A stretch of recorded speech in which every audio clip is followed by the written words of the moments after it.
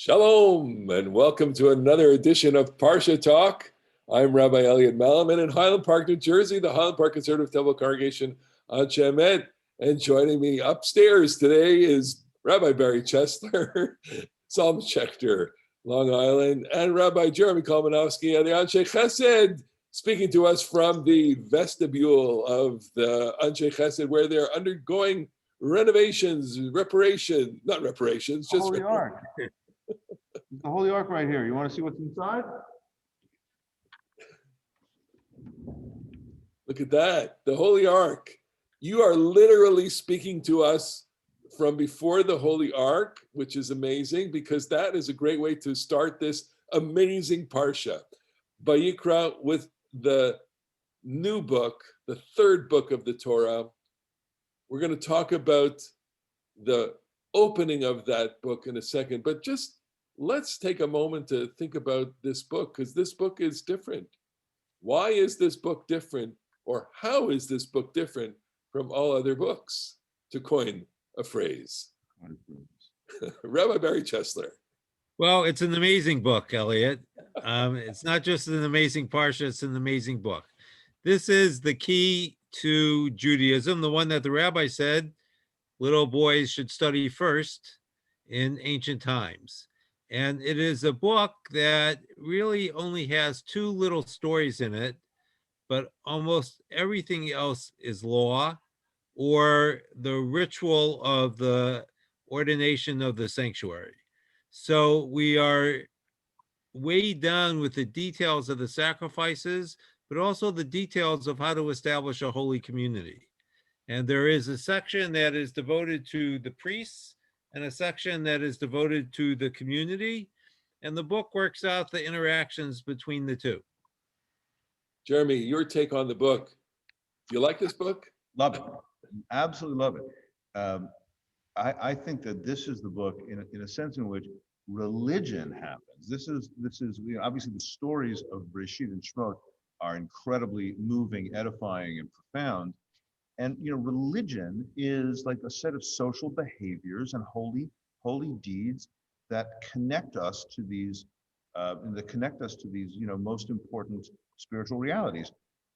The things that happen in Breshit and Shemot, the great deeds of the ancestors, the exile and salvation from Egyptian slavery, those things don't happen to us every day in our lives, but worship, sin, purity and impurity, trying to make tshuva, trying to have a society, as over the course of the whole book will include laws about, social support for the suffering and social ideals of holy behavior and holy character.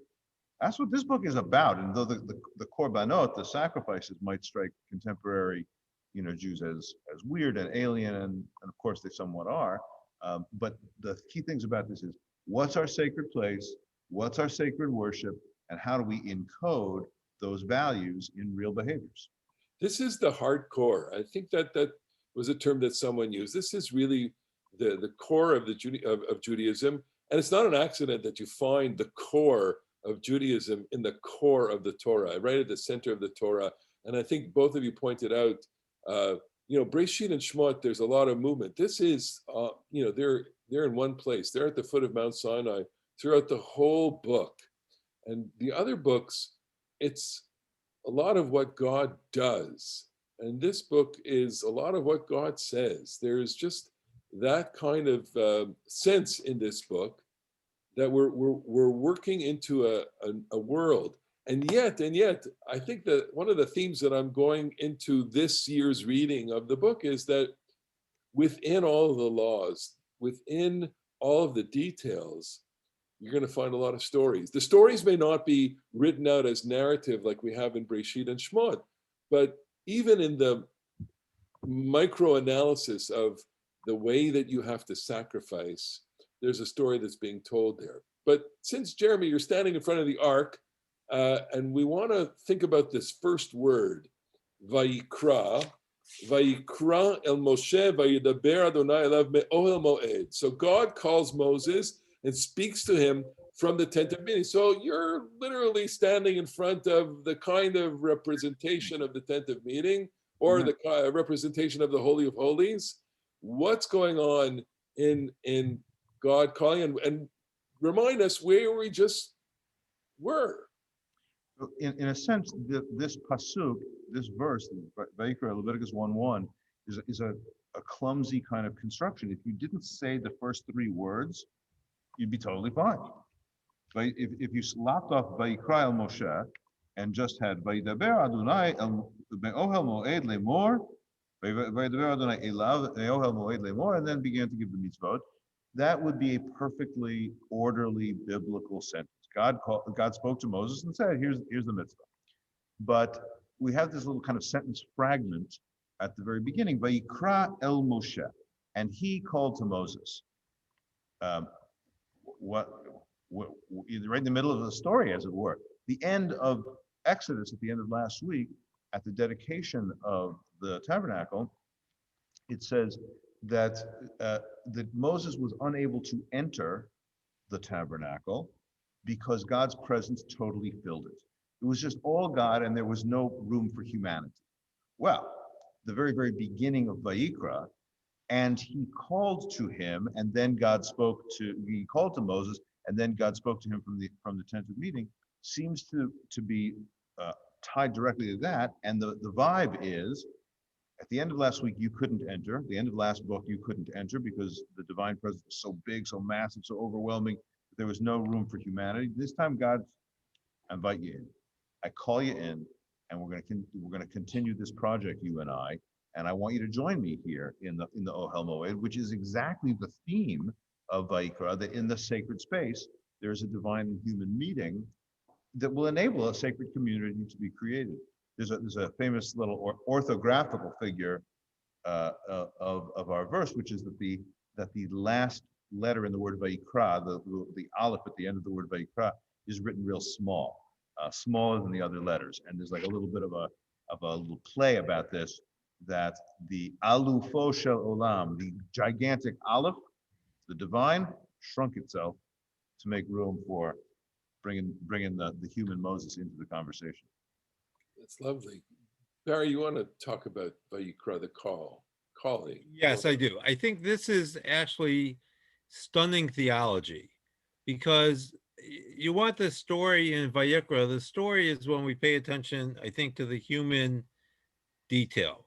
So he called to Moshe, and I think the case is, whenever God calls, the first voice you hear is not God's voice, because you haven't identified it yet.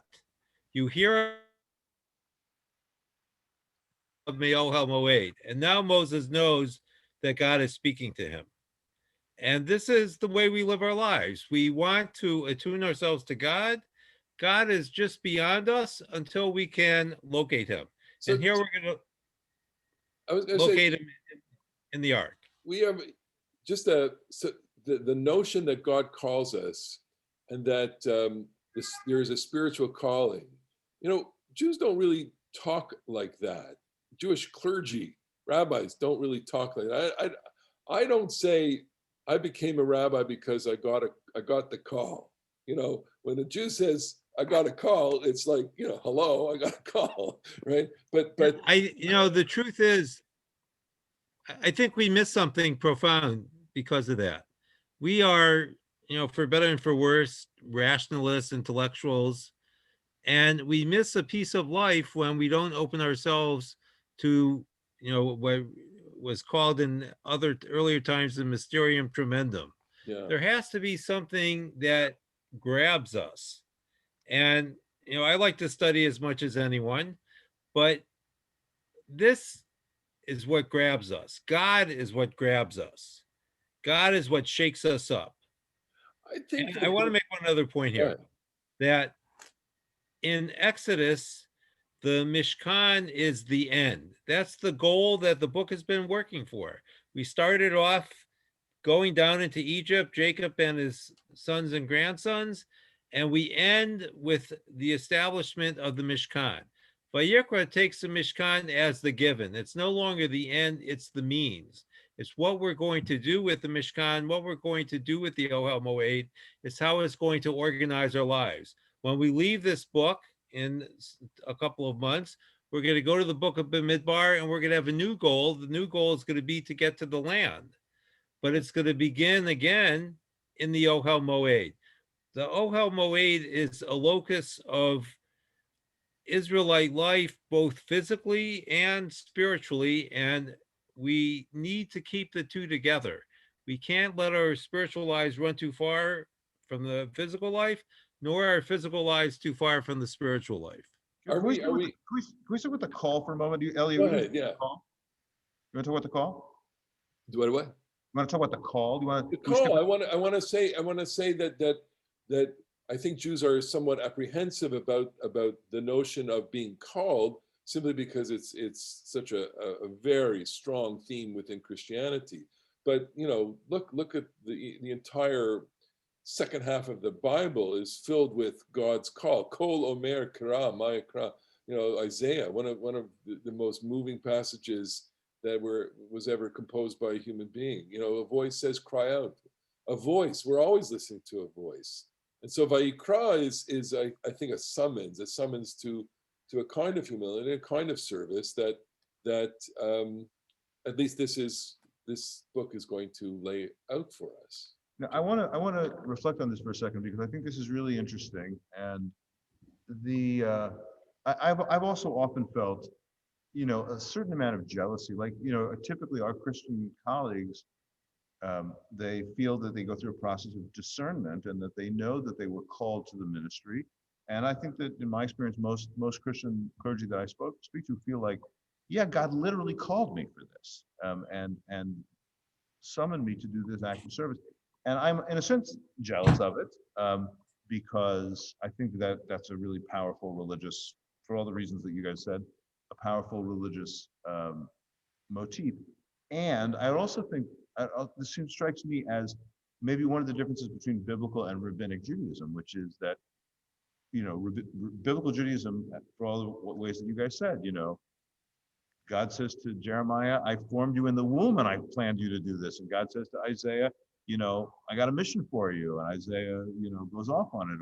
Or Amos, he's just a cowboy, but God says, "I got something I want you to do." But rabbinic Judaism actually seems to turn it and say, listen, everybody should be wise and everybody should be a Torah student. And it's really your initiative and your labor that's going to get you there. So I guess I would say that both of these things are powerful religious modes. One is about the divine initiative, or in Kabbalistic language, itarut dila'ela, like the initiative from above. And the other is itaruta dilatata, the initiative from below.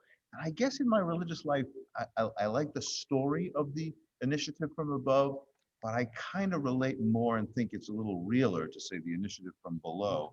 And it's my effort more than the divine call. I don't know. I think it's also a sense of peoplehood, a sense that we live our lives in community. We live our lives so much framed by the drama of the Jewish people that we want to be a part of that. And that's not a divine summons as much as it is a human summons. And I think that that's something that makes the rabbinate a unique vocation. The word vocation, obviously, having that origin from being called. Very.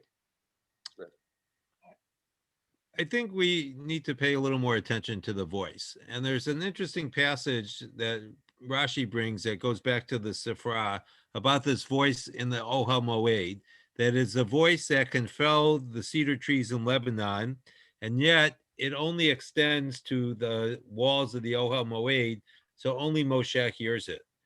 It is, I think at some point we have to figure out a way to identify ourselves with Moshe. And we're reluctant to do that for lots of good reasons. But on the other hand, I was thinking when you were talking earlier about the voice of God, and we also have Moshe being panim el panim. So a voice we often mistake. We hear a voice and we think it's someone else's. When I was living at home with my brother and my father, one of us would answer the phone and people would go through all three names before they would figure out. In fact, I was sometimes confused when I would call home and I would think I was picking it up too. But Moshe new God panim el panim, and where it's much harder to mistake someone's face when they're right in front of us. Yeah. And I think that, you know, Vayikra is a kind of invitation, I think, in some way to see God's face in front of us, to hear a voice and to respond with our being to the great being. Indeed. So let's look at some of the content here. Uh, James Kugel, scholar of the Bible, says Vayikra is meet the Cohens.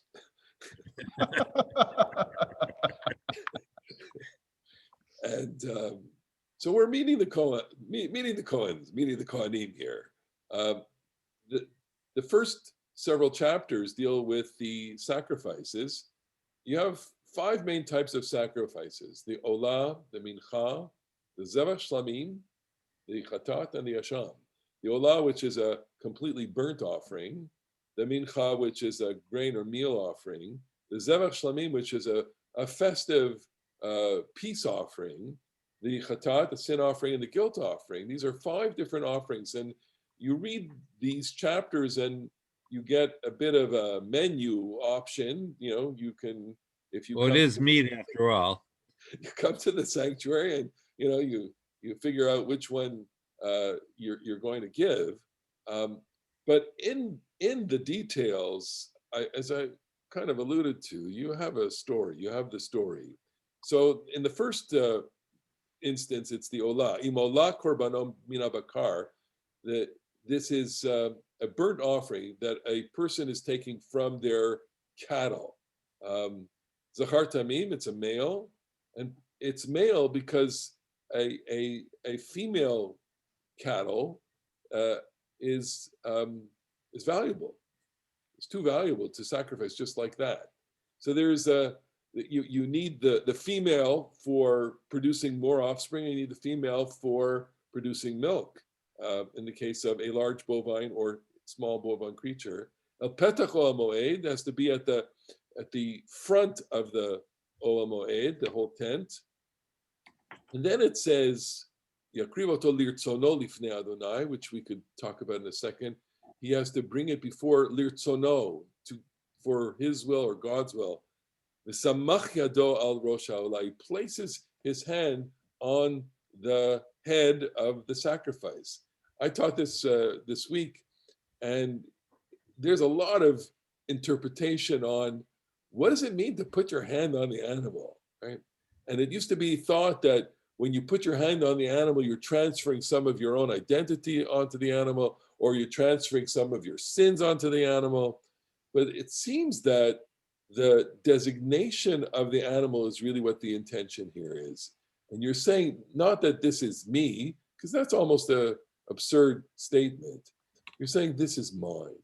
By putting your hand on it, you're making actually a legal declaration that says, this is mine, and I am offering what is mine up to God, and I am relinquishing my control over it to turn the olah, in this case, the completely burnt offering, but the placing of hands is done on other offerings as well. And it's saying, what is mine, I'm offering up to God. And this experience, of course, is somewhat different from our experience. I think on the notion of sacrifice, I always like to say it's never far below the surface. The sense of giving up something that you own, or giving up something even of yourself. And of course, the ultimate sacrifice, which is giving up yourself, which this is not referring to, but is putting us into a kind of world in which this is part of the thinking. We are giving up something. Go ahead. I think that the first thing that you said is the way I've always thought about it, and then that led to the last little riff that you made about giving up something of the self, and ultimately as a figure, a poetic figure or a mythic figure, for giving up the self. That is how I've always said that's what Ramban says about the putting on the hands, is that it is a transferring of the self. And my inclination is that it is me is more intense and a little more comprehensive perhaps than it is mine. So I'm going with the one that you kind of rejected. Um, and But I you think know, that's I think its power. there's an interesting machloket here, because the mind says that the idea of taking myself and sacrificing myself is is is out of the realm of reason. That I would sacrifice for the sake of an ultimate cause, self-defense, defense of my community, my people, or where ultimate principles are at stake. But Well, here's a person who's coming in with a set of emotions and a set of obligations, I think, and wants to discharge that. So I'm in the rational camp. Jeremy, you're in the mystical camp. right. And I would split the difference because I think that the laying of the hands in the Bible itself and in later tradition has both meanings. It has the transference, like when Moshe puts his hands on Joshua, he's transferring his authority. I think that's pretty clear There, what the Torah says, even though Rabbi Malamud disagrees with I the Torah. disagree. There's certainly a sense of that, but there's also a formal designation. It's a different kind of transfer. But It's it's not not. an ownership. But when Aharon puts his hands on the goat that they sent to Azazel, I think the shot is he's giving the sins to the goat. Sorry. And I know Also, that in the rationalist tradition, we want to reject both meanings, yeah. but it seems to me that that's really the plain meaning. And when we seek to undermine that, we're actually reading ourselves into the Torah and not reading out what's in the Torah. Disagree, and I think there's ample scholarship Good. on So this. I want to add one more point, Go which you could ahead. also disagree and then ask a question. I think that one way to look at sacrifice is that what God really wants is me. Yeah. And I cannot give myself up because then what do I have? So I'm going to give God this animal and hope that he will take this animal, that this animal will be as pleasing to him as it is to me. Right. Okay. So Now, so this is a question, Elliot. I was thinking when you were talking, and you were quite eloquent, as you often are. So the way the rabbis understand the laying on the hands is that you have to put your full weight on the animal. yeah. They must think you're doing something. That's not just ownership.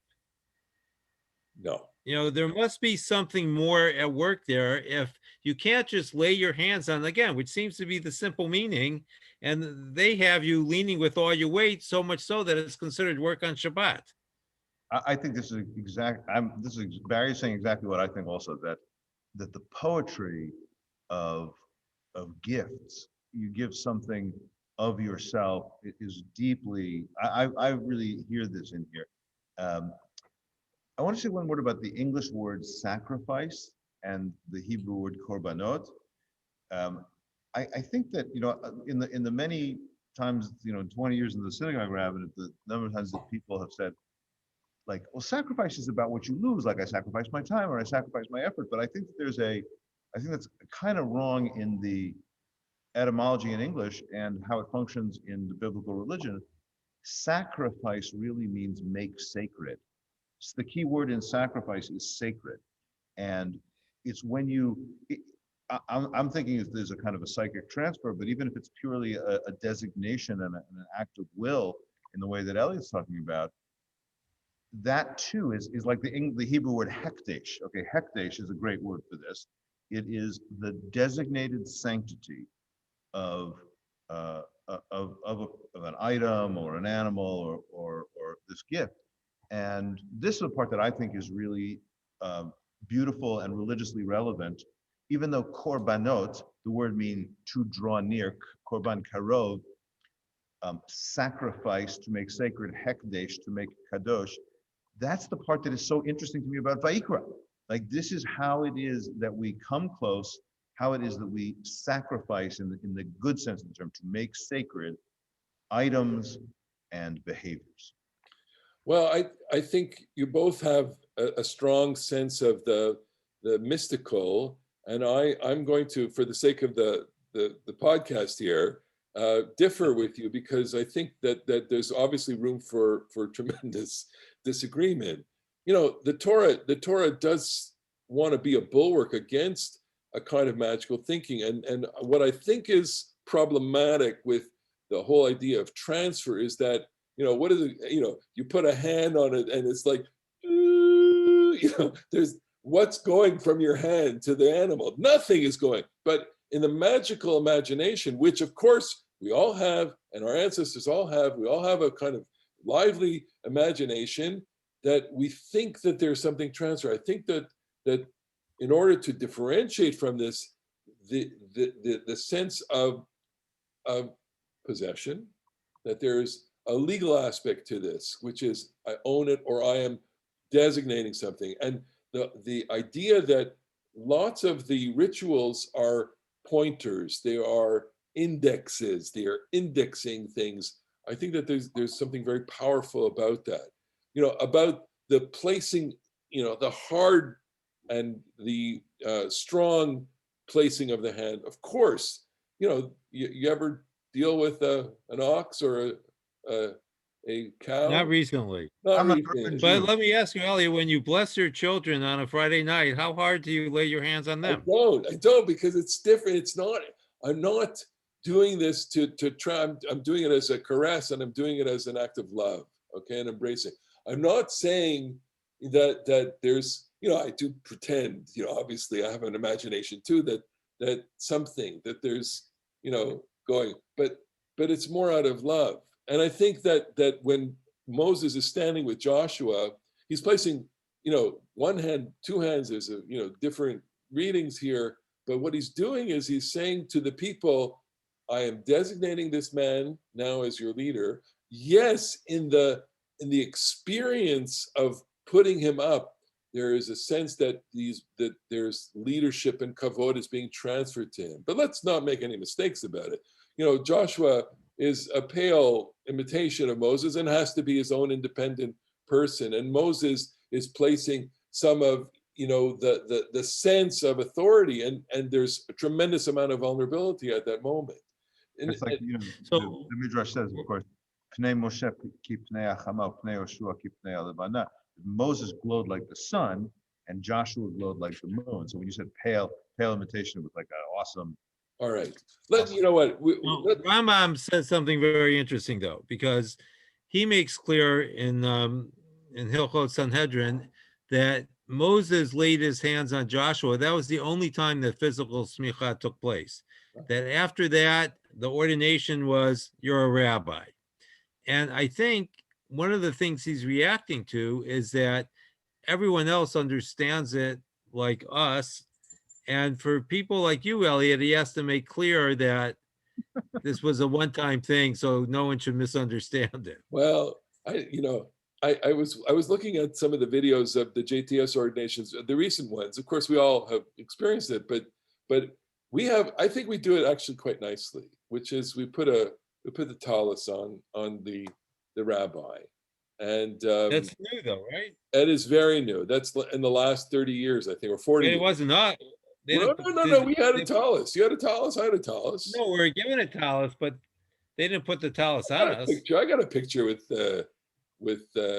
somebody giving me a tallis. The chancellor, Schorsch, gave me a tallis. Dean. All right, maybe I don't remember well. Don't remember well. I'm old. All right, we got to talk about Zevach HaShlamim. Zevach Shlamim, different kind of offering. The Ola completely burnt. Mincha, we'll leave off the grain offering for a second. Zevach Shlamim is an edible. It's an edible offering, and we see that there are lots of examples of it in the Torah. I think in Yitro, they eat zvachim. The Zevach HaShlamim is an offering that is more joyful, right? Jeremy? Shalmei Simcha is one of the ways they describe it is when you go on pilgrimage, there's lots of different things you offer. You offer like Olat Re'iyah and different kinds of pilgrimage. But Shalmei Simcha is like the offerings of joy, because like you're coming on celebration, and this is the part that is like maybe a remnant of up until Deuteronomy. Like Vayikra, for all of us talk about the Mishkan and stuff, does not ever say, as Deuteronomy says all the time, no local altars, got to come to Jerusalem, no local altars, just the central location. Vayikra seems to be like, maybe if we look historically, a time before the centralization of worship, and that there was local altars, that what people did was, they religiously infused their feasting. And so you have chatat, and you have the sin offering, you have the asham and the guilt offering, and you have the olah, and you have the ritual stuff, but you also have human joy, you have human well-being, you have human partying. And so zevach hashlamim, especially as a cow, which is going to require the whole town to eat it, is essentially like having, in the best sense of the term, communion between humanity and God, and community of the population, that they feast together, and they feast together not only in a secular way. Right. Deuteronomy gives us the idea of shchitat chulin. Deuteronomy, because it says you can only, sacrifice in Jerusalem. That means that if you live up in Haifa, you're not going to sacrifice very often. So they have the idea that you can have non-ritual sacrifice.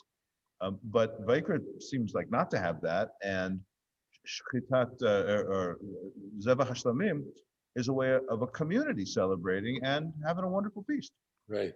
And then one little postscript, which is not in this parsha, but it's in Tzav. You're not allowed to leave anything left over.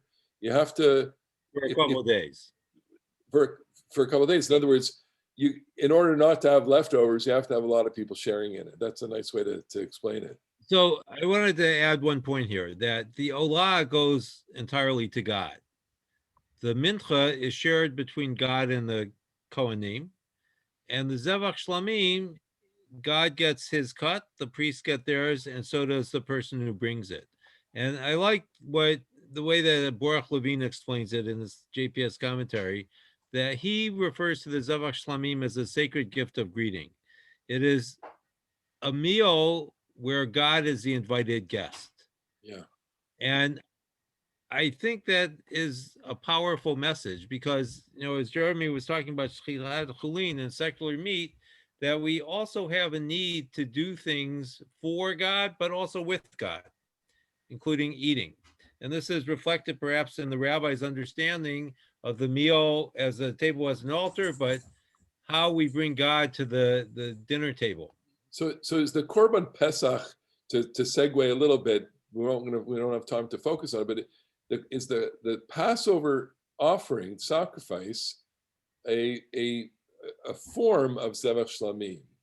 You think it is its own sacrifice, but it's most closely related to the zevach shlamim. Right. The interesting thing is there's no priest for the Korban Pesach. You become the priest. You head of household. Right. You become the priest. That's a great point. And you are the scholar. You are the rabbi. And we are all learning here together. We are all enjoying this amazing Parsha. We've come to the end of our time together, and we want to thank all of our loyal fans, our loyal listeners and watch and viewers.